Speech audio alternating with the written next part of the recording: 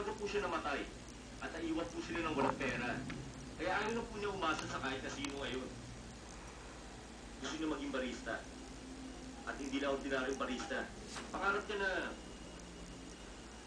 mangita. Alam mo kung mahal ko kayo. Ay, naku, nagsisimula ako na ng mga drama. Naniniwala pa rin ba kayo na walang kwenta sa manloloko? Kung gano'n po, kahit na sana siya magpakasal para makuha niya ang pera ko, di ba? Hindi po siya masama. Mabait siya. At may prinsipyo. Hindi pa pasapat yun para sa inyo. Bakit po ba kailangan pag-isipan siya ng masama?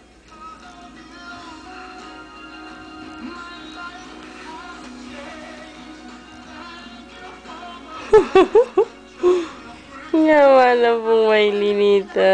Hindi yan naasawa. Maraming isinakripisyo si Ate. Kahit ang pagkabata niya, hindi niya na-enjoy. Trabaho lang ang iniisip niya.